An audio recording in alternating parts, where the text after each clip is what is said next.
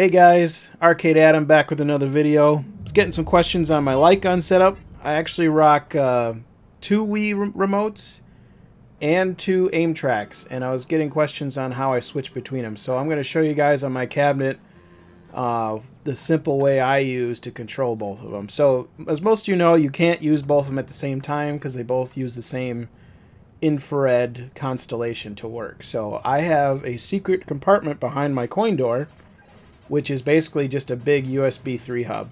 And it's one of those USB 3 hubs that have switches on each individual USB. So I've got it labeled AimTrak and the WiiMote sensor bar. So I can just turn them on and off if I need them. So right now I have the Wii Mayflash Dolphin bar turned on. And I've got my WiiMote here, and I'll turn that on. It syncs right up. You always want to make sure you turn those on before you launch MAME, otherwise MAME gets all confused as to what you're doing. So I got my gun on. I've got it in the shotgun holster. Go find my LightGun Games wheel in Launchbox. And let's play some Area 51. So we'll load that up. Fire. And I left it unconfigured on purpose, so I'm going to configure it with you guys, and you'll see in a second. Don't do what I do. I did something dumb for a good minute or two. I want to show you guys what I, went down the wrong path and wasted a good 5-10 minutes of my time. But basically, I set the camera down so you can't see the cab anymore. But I hit tab, go into the MAME settings, adjust inputs just for this game, and you'll see I kind of edited the video on ahead. I kept getting this gun X coordinate minus or plus, and I was like, what in the world?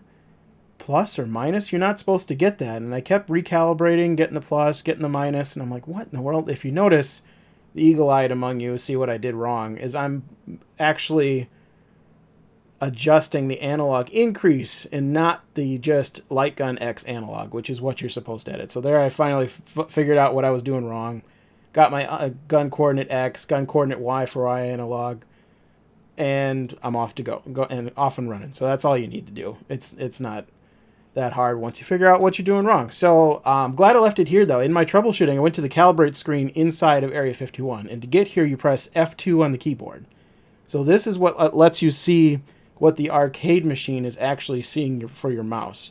And I'm going to head over to the calibration window here, and you can see as I'm tracking, the circle crosshair is the actual mouse cursor or the light gun, and the plus mark is what Area 51 thinks your light gun's doing. So you can see that there's some CRT curve compensation going on. As you transverse the screen, the crosshair is going to drift a little bit because it thinks you're playing on a bubble or a CRT screen. I've never been able to dial that out completely, but calibration always helps because it can be way off. You can be up to an inch off depending on your screen size. So anyway, fired up the game. We're good to go. I'm going to pick back up the camera. Please don't critique my aim because I'm holding the camera and the gun at the same time, and it's the Wii shotgun. This is not ideal for Area 51, but let's play some Area 51 now that we got all that configured. So here we go.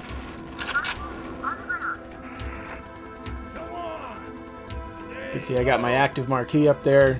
Oh, another thing to mention, it's really important to turn off your bezels. If you've got bezels on in LightGun games and you're trying to reload, you're going to have a bad time because you're just going to keep alt-tabbing or losing focus. I've seen MAME even crash. Like, it is just a mess. So make sure you turn off your bezels in all your LightGun games. May not look the greatest, but if you actually want to play, it's the only way to fly as far as I know. If you know how to do it better, especially calibration for that CRT drift in the crosshair settings, put it in the comments below. I'd love to hear it.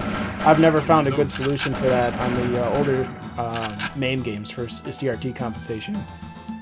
But that's about it, guys. If you have any questions, let me know. But Area 51 is a great game. Go play some Duo.